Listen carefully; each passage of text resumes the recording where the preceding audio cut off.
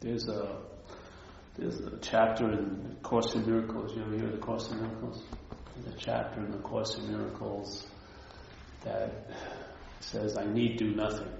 So in it describes like all these methods of trying to find that sense of ease and comfort, Not every one of them, but a large amount. So there's a life of, and it says that no one will fail because it's mind's intention not to fail. The mind is supreme. Yeah? Mind is supreme in this situation. In other words, mind isn't at the effect of what it's dreaming. It's causing the effects of the dreaming. Yeah? So in a sense, we're sitting really pretty in a lot of ways, because if we're aware of that and not aware of life from the idea of being an object, but aware of life from the idea of being that awareness, things, almost anything can happen here. So they talk about, and then they say, well, if you're reading this book, then maybe you're open to the Course in Miracles, and what its intent will be to save you time. So everything's going to work. A life of meditation will probably work, but it may take a long, long time.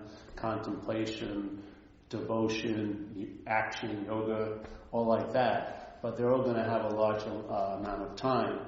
And they're all going to lead to one point, one realization, which is the head of the chapter, which is I need do nothing. Yeah? So inevitably, no matter how long it takes, you're going to be basically at the same place, at the same point, which is I need do nothing. Now we're just saying, why not start there? Yeah? Why not start at where you're going to inevitably end up? Just save yourself a whole lot of time, in a way. Yeah. To me, that sounds like a great idea. Yeah. So it says,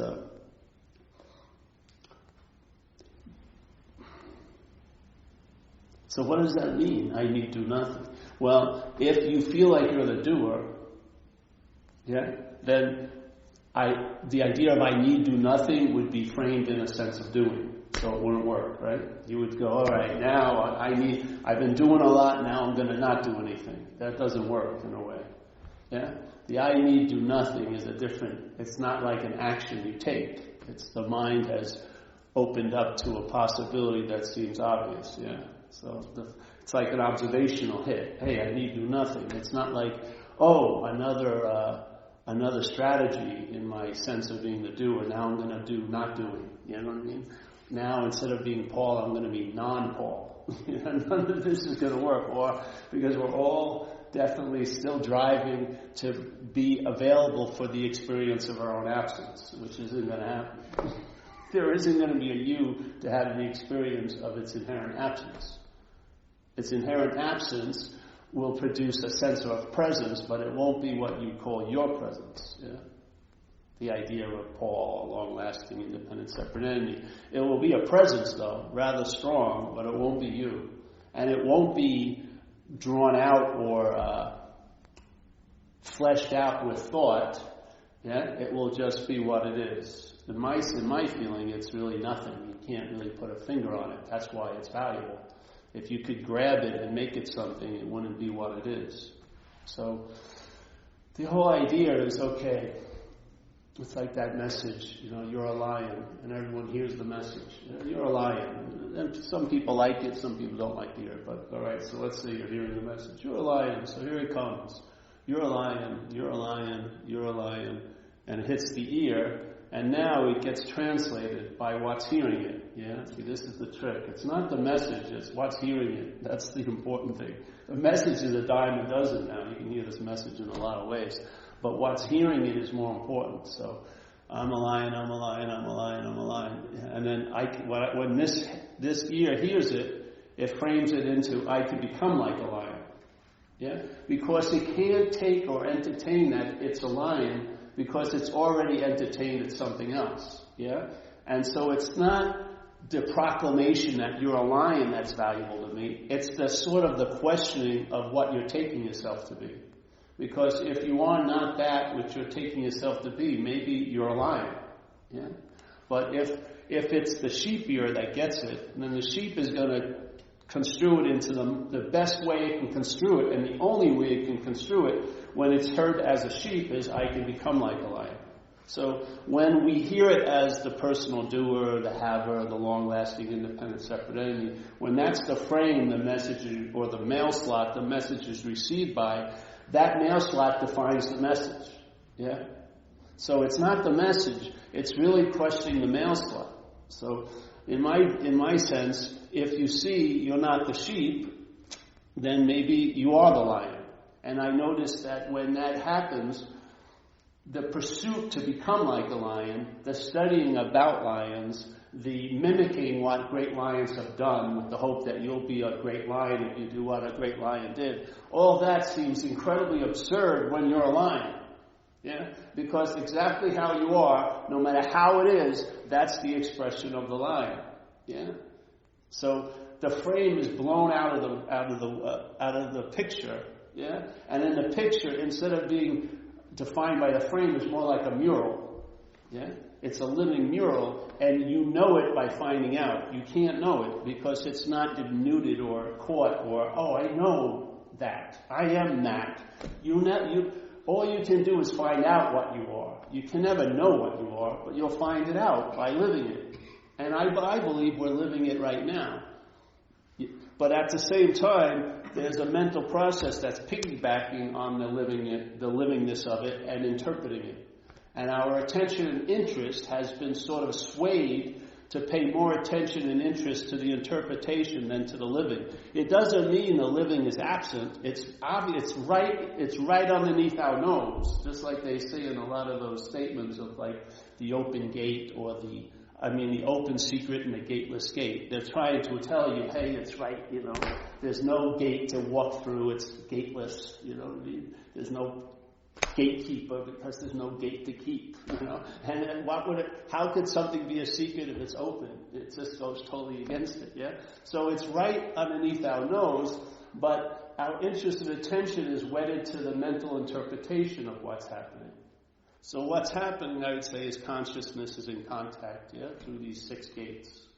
Seeing, hearing, feeling, tasting, touching, and then your mind is seeing thoughts like an eye would see a bird. So in Buddhism, they call the mind the 6th sense, So there's 6 gates that consciousness moves through here to have an experience, So that, I would say, is the raw information of every moment, is conscious contact, consciousness in contact.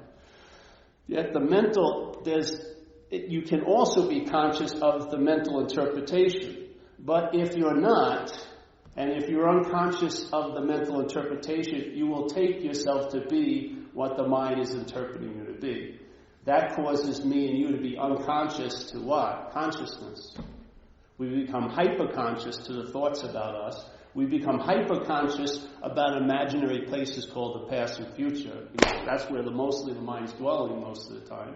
Yeah? We're consciously hyper-conscious of all our feelings, but very, very unintuitive to others.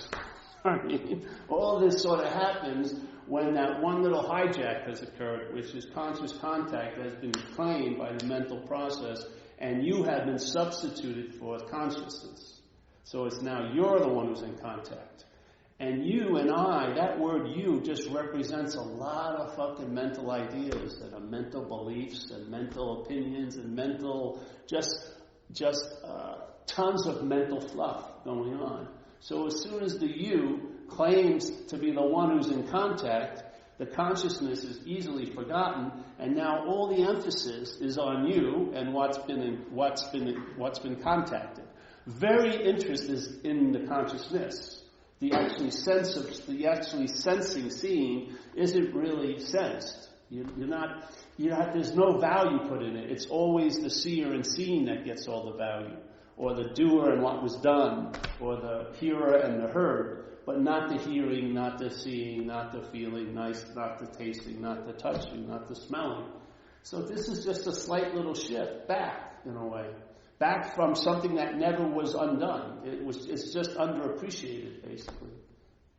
It's underappreciated. And our days, in the mental realm are hell-bent on underappreciating it by being incredibly appreciative of the mental presentation. Yeah?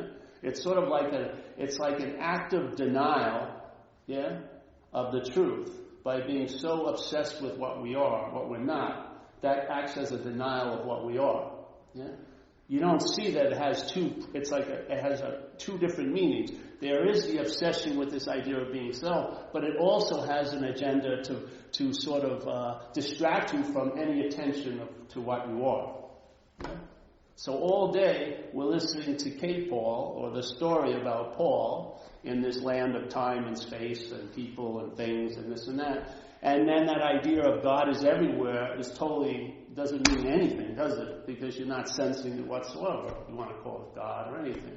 So if you and I just don't see how we can't run into everywhere. You can't sort of get away from it. I don't understand why we're not rubbing shoulders with that presence and getting, ooh, there's the presence of God. Ooh, there's the presence of, ooh, this is every move. Because if we're surrounded or immersed in it, it's sort of like if the fish was self-conscious, it would probably realize it's in the water.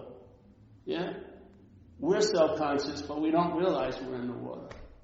We're drowning in the sea of self, but we don't get that we're drenched in the water of consciousness or awareness. Yeah? And yet we have self-awareness. The fish doesn't. The fish is just fishing. Yeah? Yeah? But we can reflect. Our mind has the ability to reflect what's going on here and who's it going on to. I don't think the fish... Do you ever see like a fish stop dead in the water and he has a moment of, a cathartic, mystical moment? Am I a fish, really?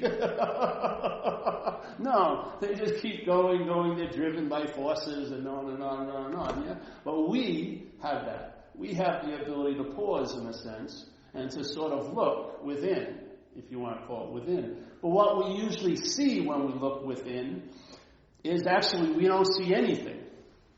All we see is when we're looking out, we see everything the mind has claimed and is using to point to the phantom subject. So a bottle becomes my bottle. Wait a minute, a bottle. Hey, my bottle. Yeah? Whose is this bottle? Your bottle. The bottle is used to infer there's someone who has it, yeah? The thinker, the idea of a thought, every thought is held by you're the thinker of it, or it's about you. Every thought is being used to indicate is of you. Yeah? You never see the you. It's sort of like the Buddhism where the finger's pointing at the moon, and they say, don't be confused by the finger. It's just pointing at the moon. The moon is the thing. But there is no moon in this little world of mind. There's just pointing. Yeah? There's just inferring, implying, insinuating, habitually just going to that little fail-safe. So when there's an action, I must have done it. And if I didn't do it, you must have did it. And you and I didn't do it, God must have did it. There's got to be a subject that has done all this. There's got to be someone who's doing all this. They can't just be doing. There has to be a someone, isn't there? That's the logic of the conditional mind. It has a difficult time breaking out of that logic. So everything is seen from the frame of self-centeredness. How are you going to get,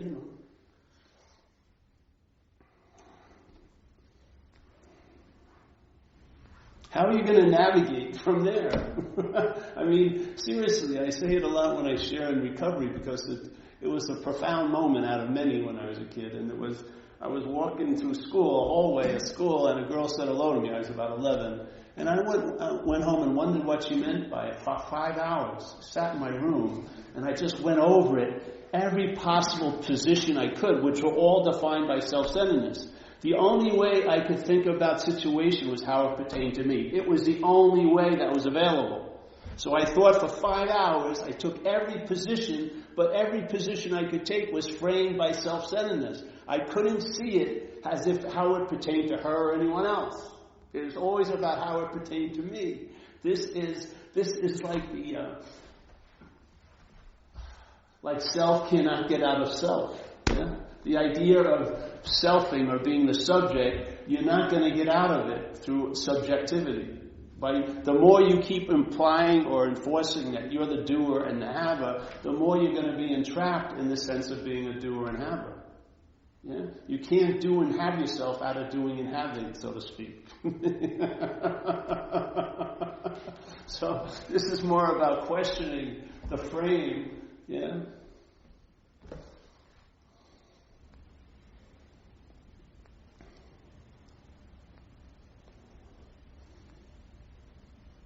So if I'm like, I see the finta pointing all the time, yeah, I see it always, but if there was a big leap from here to being this, yeah, but after a while it was never questioned. I would see the pointing, oh yes, me. One time I questioned it, and I questioned it for longer than one time. I started looking at the finger pointing, and I would see, well, there's actually no proof that there's anyone home. It's just inferred and implied, though quite a lot. It's constantly being inferred all day, because conscious contact is having a lot of contact here, you could say. There's a lot of seeing, there's a lot of hearing, there's a lot of feeling, there's a lot of thinking, there's a lot of stuff. So every time one of those activities of consciousness being in contact has been claimed, it's been used. So 800,000 advertisements a day pointing at the pseudo-subject. It would be very easy for the mind to fall into that trap, wouldn't it? And once it's fallen into the trap, it's the whole trap is very lazy because now it's done. See? Because the only thing, it's not the movie that's good, it's the audience. So when the mind is fooled, yeah, it's not because it's such a great trick, it's because the mind's fooled. The mind is what's giving it the meaning, yeah. See it. The movie sucks. If you start waking up to it, it's really fucking structured. It's really the same old. It's sort of like 4 grooves in an old, 78 album thing. I mean, a lot of scratches. But when we're really into it, we're giving it Technicolor oomph power. Yeah? That's what I believe happens. This little aspect of the mental process, it's like the little Oz behind the curtain. In the mental realm, it's the king. Yeah? Every god you meet is of its own making in the mental realm. That's why it loves dead masters great, because it can make a dead master anything it wants. It can start giving talks with a picture of a dead master. If the dead master was alive, he'd say, I never even met you. What the fuck? But now you have a lineage to them for some freaking thing that was made up maybe. Maybe you do, but it's a little bit tenuous. So in here, the gods that you have are of your own making. Yeah? So the only power they're going to wield is the power you give them. And you never give them the mental process is never going to give any god more power than it's given itself. Never. Yeah. Maybe you'll get a parking space at the meeting next week, or maybe a date, for whatever, 3-month relationship, sort of worked. God's working in my...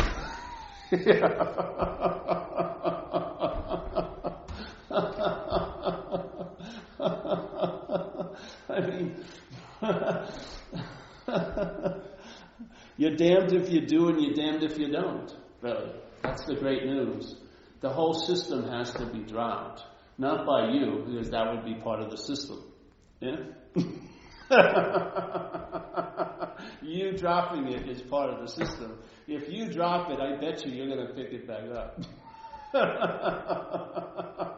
But in this case, when the system drops, by just questioning the center of it, because it's really everything is leaning on this one idea of being a self. The whole system leans on that, incredibly leans on it, right? If the self gets weakened and starts dropping, the whole system morphs, changes. Yeah, it gets reconfigured. For me, it's usually instead of having every planet maybe you have a 12-planet system, every planet a half an inch away from you is the sun. My relationship, my money, my girlfriend, my it expands. Yeah, it's sort of like life is now happening instead of to you. It's much nicer way to go. Yeah, the system moves out. Yeah, expands, and what actually you get the sense of, which is the true sense, is the space of the system of mind. Even though this mind is busily filling up the space cannot be filled up. It can hold any appearance that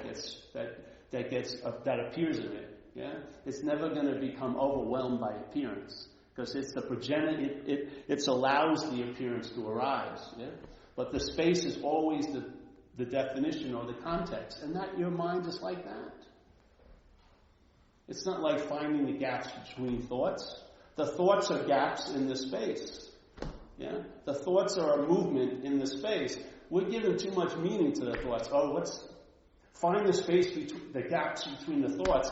Fuck that. The thoughts are a gap. They're the gap. There's not a gap between them. They're a little gap. They're like a hiccup of the mind. So its interest can go to that little point and miss the whole picture. Yeah? Just like a desire. You're walking around like this, then you have a desire. You see someone across the street that you think you could have a baby with, whatever. Everything gets immediately. You're not smelling anymore. You're not hearing anything. It's just, it just magnifies right to that. That's what it's like. Yeah. Every thought, if it's yours, your attention goes right to the thought. You miss the sense of the space. And that's what we're all looking for, is to get a little relief from the claustrophobia of the mental realm. Yeah. But we're trying to get relief as a mental realm product, as a Paul. Yeah. That's the problem. If Paul is going to... See, how can a product of a mental process leave the mental process and be anywhere else? It can only appear in the mental process. It doesn't have an existence. It has an appearance. Yeah? It's inferred, it's implied, but never really seen, isn't it? I never saw it. Never. There was never, here's the real Paul coming out, finally. We've been waiting a long time. We never thought it was going to happen. All right, everyone hush. Come on. The real Paul's coming in. Wow, I can't believe it. That's me. Come on here, real Paul. Where have you been all these years? I was right behind the scenes, observing everything.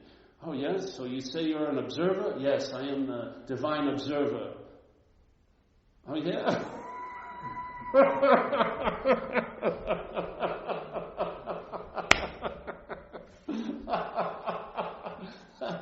Me, get him out of here. The observer isn't anything other than an aspect of selfing. What? Yeah. All right, bring the real one in. Okay. I'm the non-doer.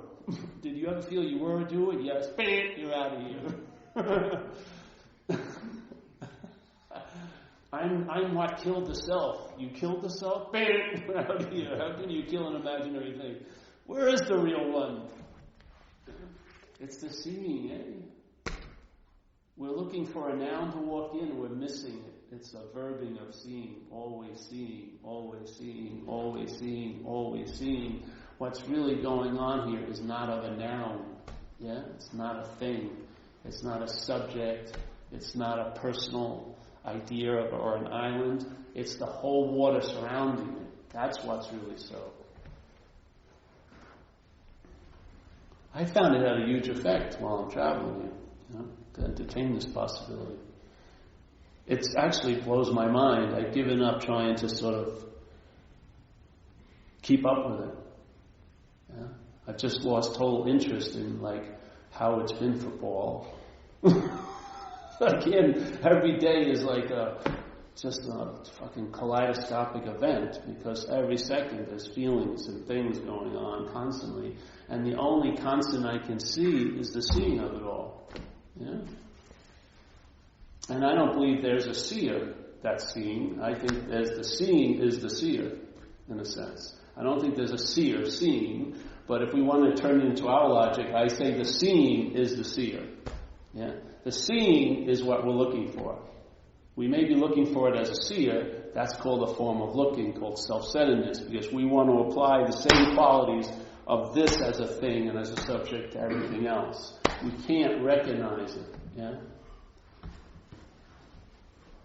It's like an inherent blindness or an inherent glitch in the mental process called self-centeredness. It can't override that glitch. It's always going to make the mistake of trying to make nothing into something. It's always going to do it. It's always going to conceptualize. It's always going to grok or try to understand. It's always going to think it can know, presuming or assuming that it's something there prior to what it's going to know.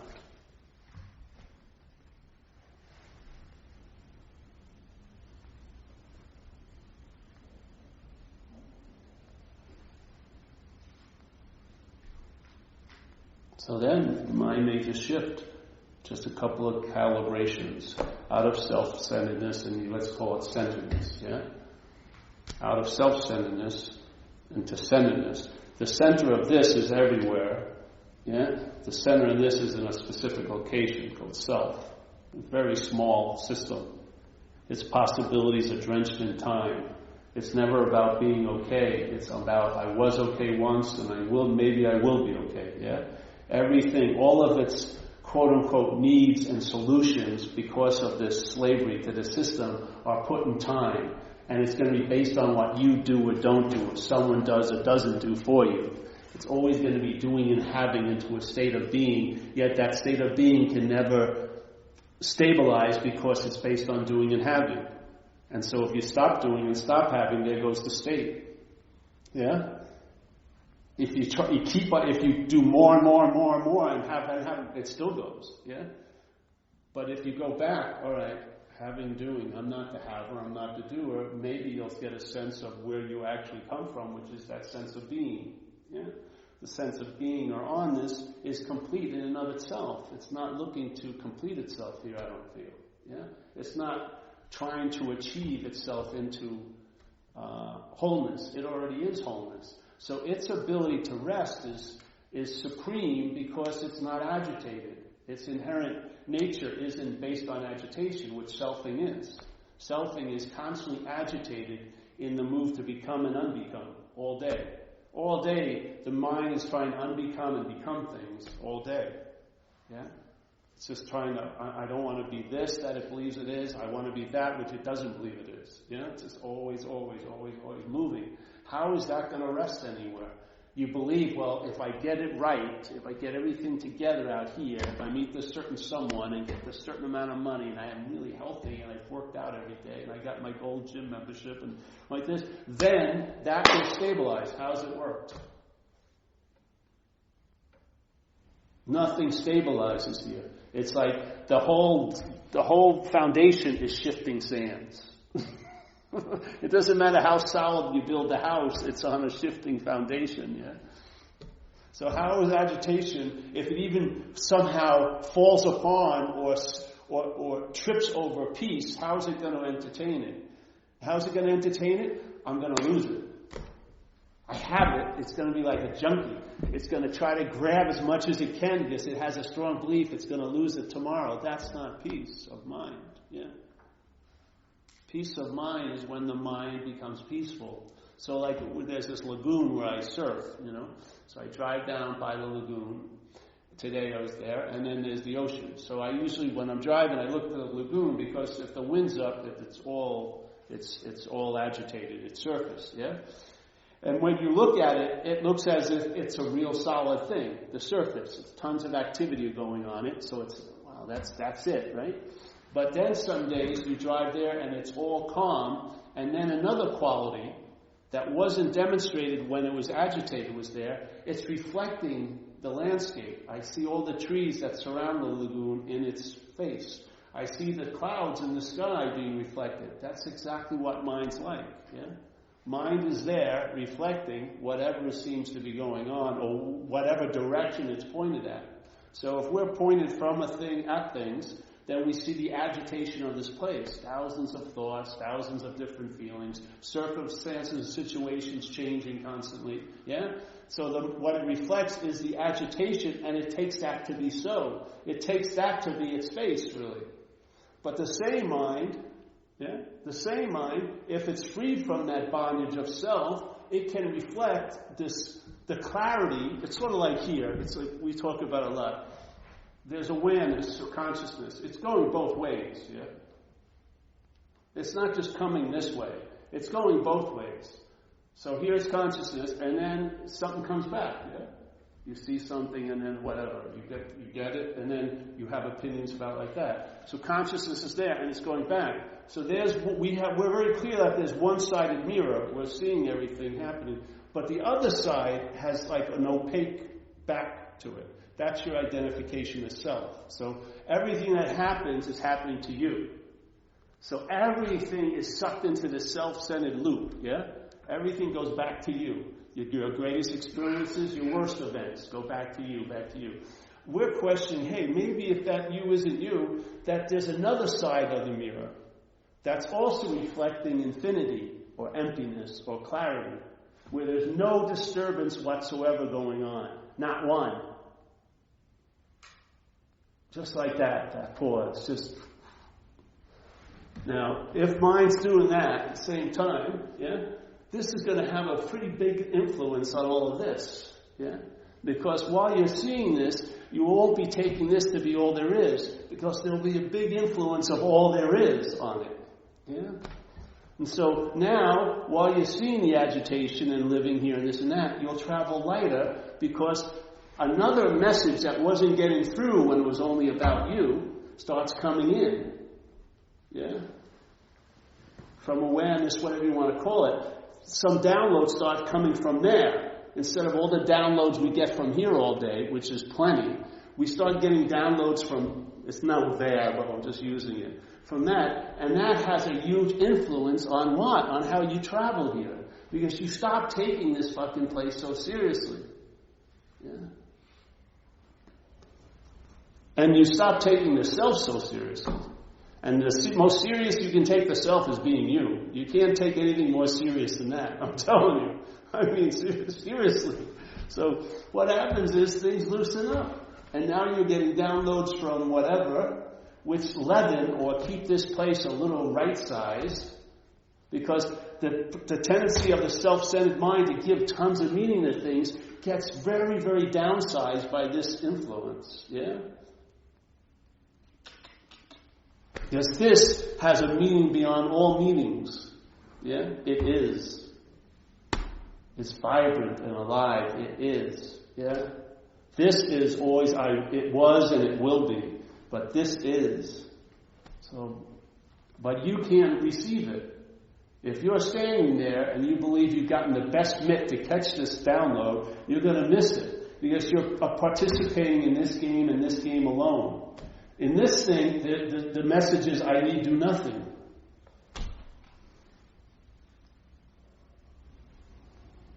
You catch the ball by not putting your mitt up. That's how you get it. Like we say in recovery, you have it by giving it away. This is how it works. It's not like, when I was out here as a coke dealer, I wasn't practicing that principle, I have it by giving it away. You weren't going to see any of the fucking coke, unless you paid money for it. But here, it's the exact opposite. You have it by giving it away. How do you mean give it away? You'll find out. If you say, oh, this is how it is, that ain't it. You'll find out. You cannot know how it is but by finding out. Once you know it how it is, it's how it was. As soon as you think you know how it is, it's how it was. You've missed it. It's not fresh anymore. But in the I don't know state, this is a high form of mind, in Zen, the I don't know. This drops in and you're relegated, and it's a lovely position to find out. You're on like a need to know basis. You have a limited ability to handle.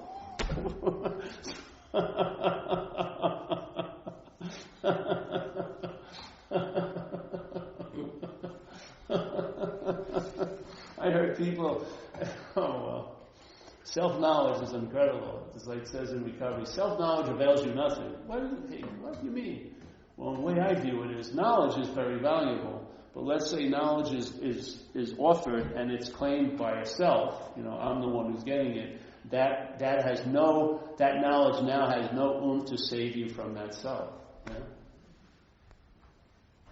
Well, actually, it'll add weight to the self that you want to seem to get out of.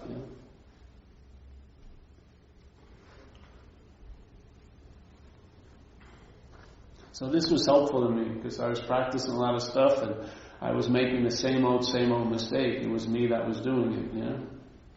I never freaking knew how to get back to that. Every time, it just never worked. And all those years of practicing, they had their effects, but they were so defined by the problem, there was no relief from the bondage of self. But then once it was questioned, am I that? And I started to question it, really. And then in questioning it, I started seeing all the pointers. Yeah? It just became obvious that there was nobody home. And that's the true master, is the no one. Yeah?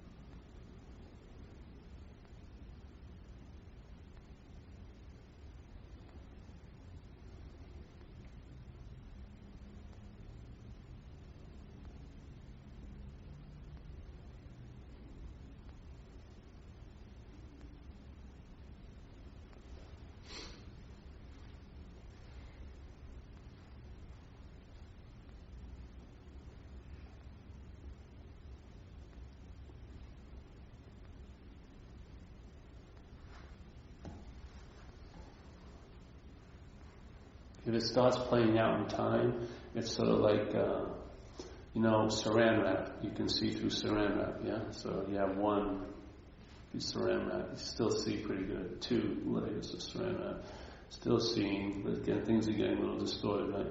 3, 4, 50, you're still basically seeing, yeah? But I wouldn't rely on it much, yeah?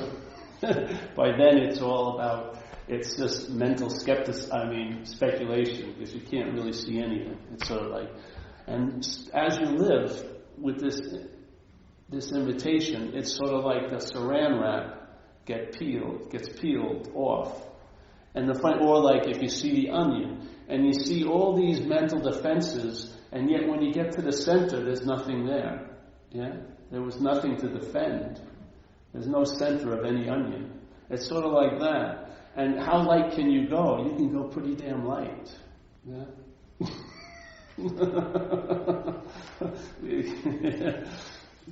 And the operation is more like a paring down or economizing.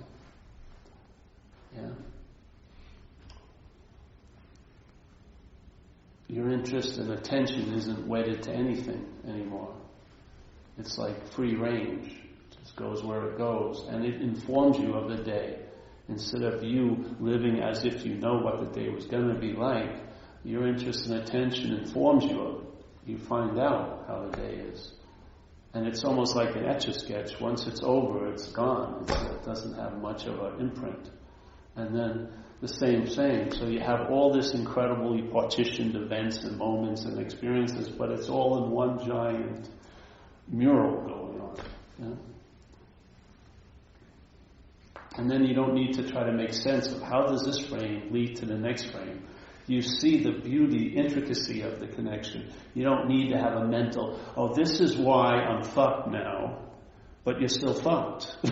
It hasn't helped you any. But I really know why I'm fucked now. Well, how does that feel? So this frame is not like, I've got it all, I realize why I am the way I am. There's all those frames get blown out of the water, and you don't know why you are the way you're not. You just don't know. You're not privy to the information. And that whole desire to know is dropped, because it's just a main cog of the mental process. Yeah? It's tried to know.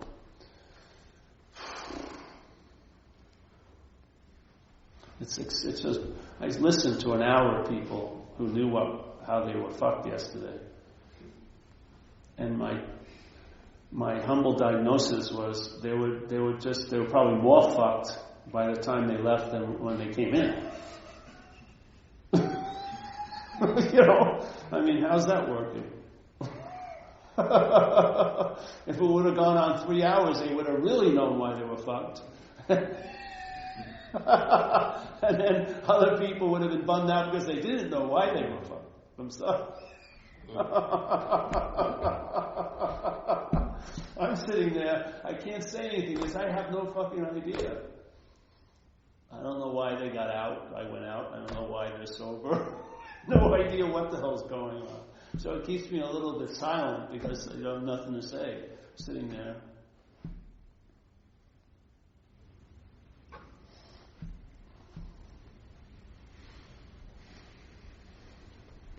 But I do know one thing. I am not that which I thought myself to be. I'm not that which is being thought into appearance. Yeah, I'm not that is being inferred into an appearance, or implied, or insinuated. I'm not that. Yeah? And I'll tell you, the amount of relief that came from that realization sort of defined the problem from the solution. Yeah? Once I got the sense of relief from it, I knew that was the problem, being identified as that. So instead of trying to get relief as that or for that, this is more relief from it. Yeah? And the relief really takes the sense of a lack of interest or a loss of interest in it. You just don't really care that much. You know, you're off like the mental probation. You're not going over every event and seeing what I could have done better all day. You know, sloppiness is in. You know, you just live and see what happens. Step on people's toes, make amends.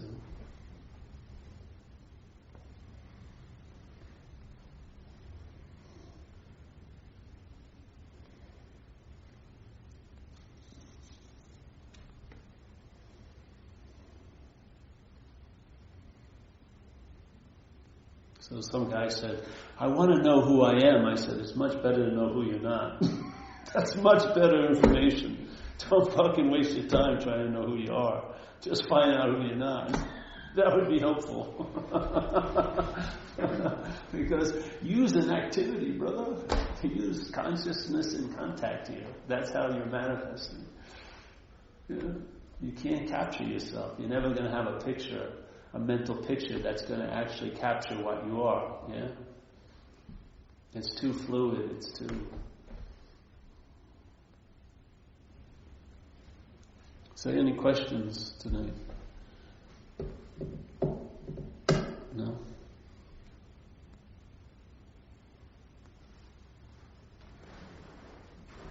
Why do you go to meetings? Why do I go to meetings? It's a habit now. I enjoy it. I sit there and I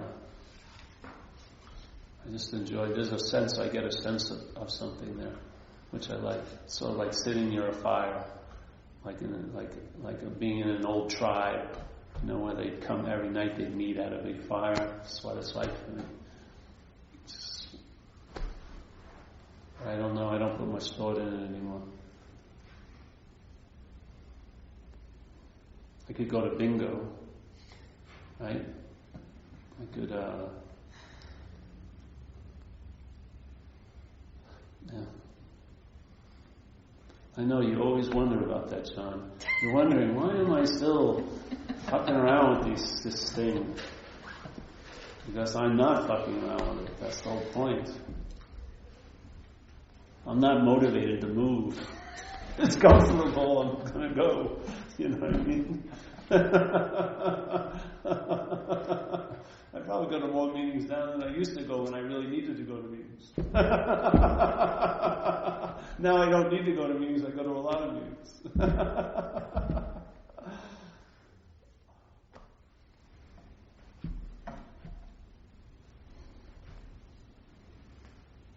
Come on, so another question.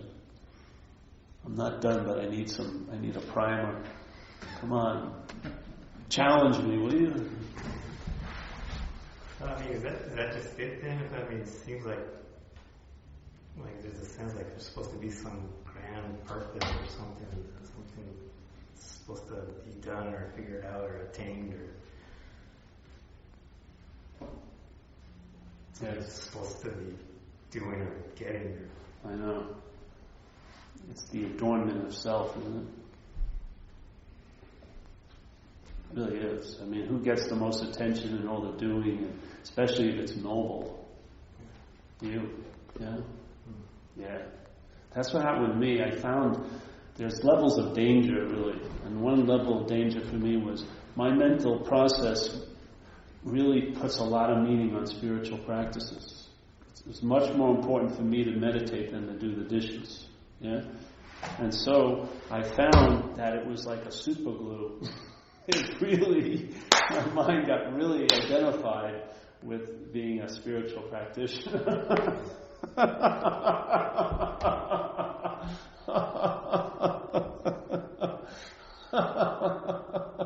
So instead of being at the club and someone says, I really like your Mercedes, I'd be at the temple and they go, oh, I really like your loving gaze. It's the same thing. It was the same mental activity.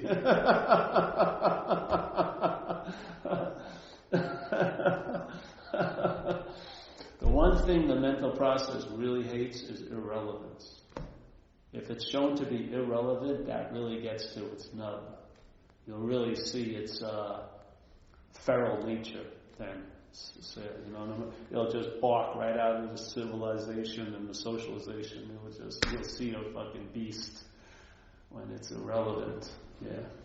I used to see that with women. I'd have a girlfriend and I knew I could fucking dump on her, play a little weird trip on her, like, I'm gonna challenge you to show me that you love me, and of course you're gonna lose every challenge.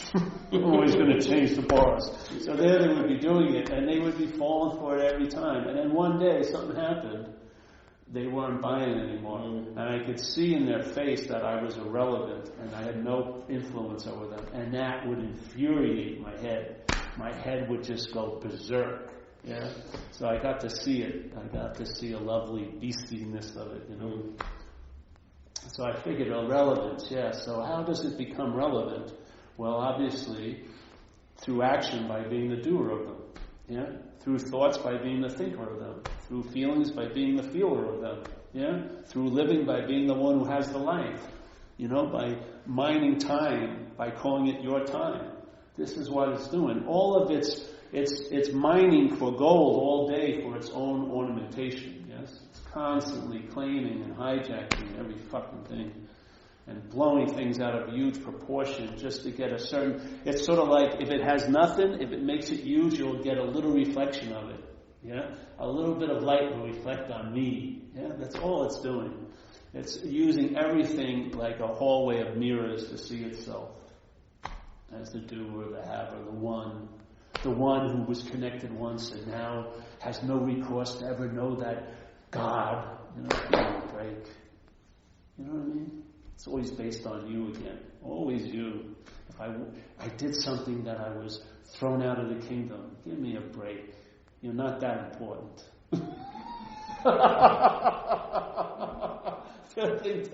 And then, really, even in spiritual terms, we believe that everything would be so great if self was absent. Yeah? So again, even in its absence, it's glorifying itself. Yeah, your life would be so much better without me fucking with you all day. Yeah? Yeah. No, it's the same, because now you'll try to get out of self as self, and there it is. It just keeps, wherever you turn, you get your mirror effect. Oh, it's me.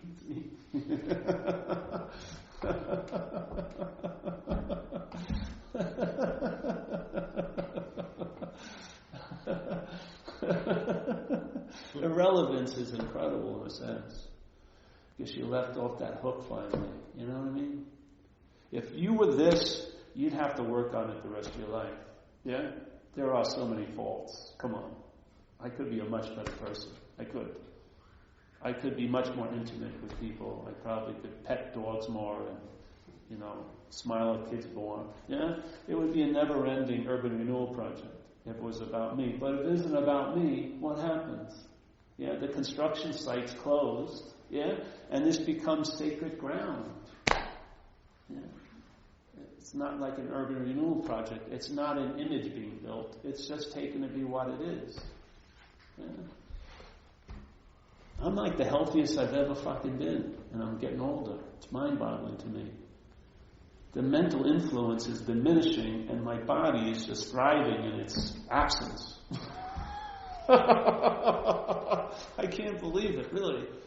And while it's leaving, I can see it when it's leaving. All the old ideas about you're never going to be healthy, all these old ideas, all the layers of saran wrap, yeah, just getting peeled away, just getting sucked up into the wind. Yeah. This is like we talk in recovery. Recovery is about diminishing a mental condition. That's all it is. It's not about producing a spiritual condition. You don't need to produce a spiritual condition. You are a spiritual condition. But the mental condition is overwhelming the spiritual condition. It's eclipsing it. It's got most of our interest and attention. So we only think of the spiritual condition from the mental condition. That's why we're giving nothing, making it into something. That's what the mental process does. So we're actually dying from the lack of a sort of a distribution of attention and interest. So like that boat with all the weight on the front, it's going to sink all the time. Yeah? So we have a lot of attention to the body, but it's usually a mental image of the body we're dealing with. Yeah. So we don't even know what's causing what. We can't read the body. We're not reading its signals because we're in a mental realm most of the time. The spiritual realm seems to have no influence on us at all because we're in this claustrophobic mental state. Yeah. And the whole system, even there's a mental here. But the mental here is just the preoccupation with there and then. Yeah? There is a mental here. And that's why we believe we have to get into the moment more. Because if in the mental here, the possibility of being out of the moment is possible, which is an impossibility. But in the mental realm, it seems really fucking possible, doesn't it? It really feels like I wasn't here today. I'm really disconnected. So I need to get into the moment. I got to become present. Yeah, doesn't it? It really feels that way. But it's a lie. You cannot not be present. Yeah? You don't need to get into something you can't get out of. It's just that fucking simple. Yeah? But in the mental realm, think about it. Sit here. Try to be here. It's going to be a here that's bookended with there and then. It's going to be you. You're going to be the center of the here. And you're going to be sitting here with the feeling that you've been sitting here for a while, and then you're going to be getting up soon. That's not the here. Yeah? That's the mental here. That we can try to get in because we can be out of it. Yeah? But not the here. Yeah? So it's different. We're trying to respond to an imaginary situation with real solutions, when the only solution is to see that it's imaginary. If you see it as imaginary, there's nothing more to do. It's a done deal. If you do anything, that would be the reality of its problem. Yeah? It's your doing that's giving it its life.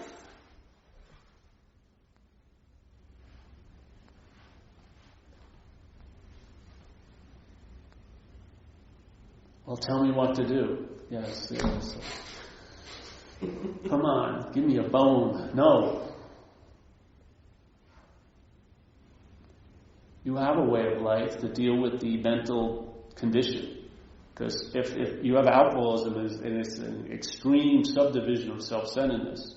But self-centeredness is mental and only mental. Yeah?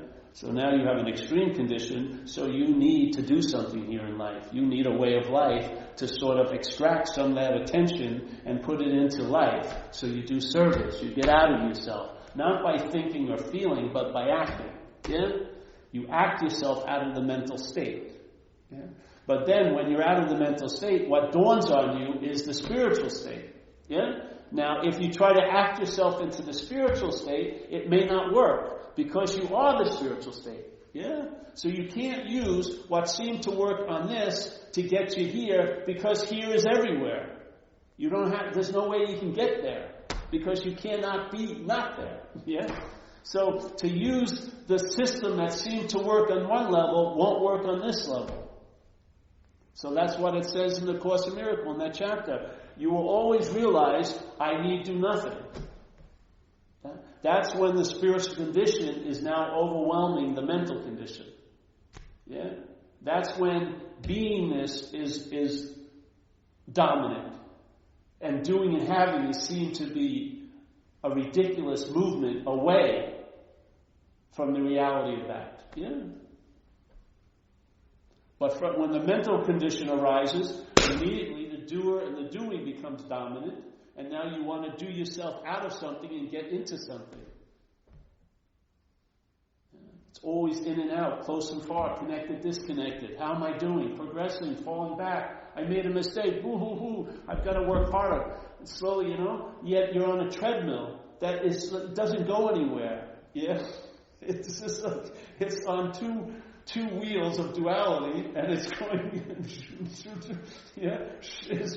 It's not moving. It's stationary with the sense of moving, but you're not going anywhere. I'm closer. I feel so connected today.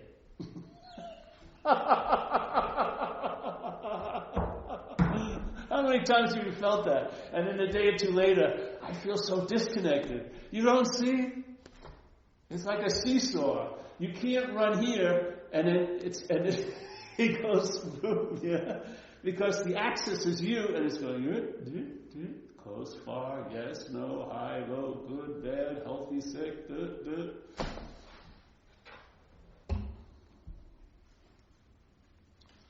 I find it's helpful to hear about it, yeah, because I have faith in mind. If mind can hear it, it gets in there, it'll start showing its effects. And if you have the eyes to see it, you'll start appreciating it and have some gratitude and keep entertaining it. Yeah? You've been through a whole lot. Now you entertain it in this way. It seems to be working for you. You're much more relaxed in being what you're not. And that's the whole point. It's not about being relaxed and being what you are. You're already that. It's about being relaxed and being what you're not. You know? That's where the discomfort lies. So we're attempting to go a back door, yeah, to get to a solution. I find it works this way. Better than trying to become or entertain what I am, I don't see that works. Because I'd be entertaining it as what I'm not. Yeah, so that would immediately frame it from what I'm not. But by questioning what I'm not, I may find out that's what I am, is the seeing of that. Yeah. It's worked better. It saves time. So. Now, if this was like a business, I would have planned that there was a lot of doing and having involved. That we'd have to have intensives every week for $150 a week, a day, and then retreats for sure. 10-day retreats, that would be about maybe $1,000, $1,200.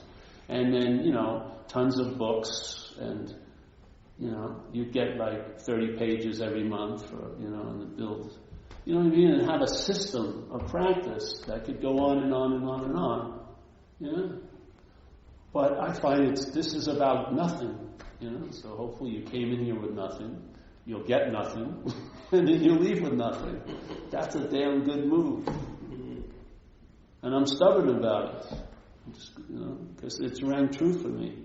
I don't want any organization. I don't want anything to start taking an appearance of anything. I want it to be as messy and sloppy as it can be because it seems to work that way.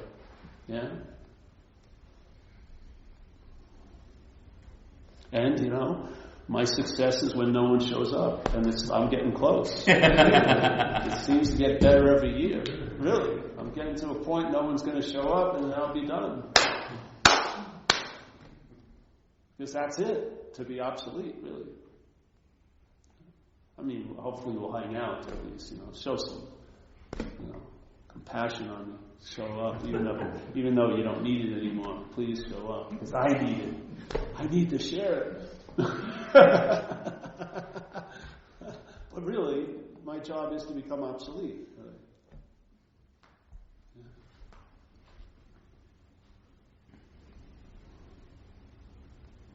So it was a very bad career choice. It has been incredibly bad. I had a future as a circuit speaker in AA. Look where I've ended up. Could have just...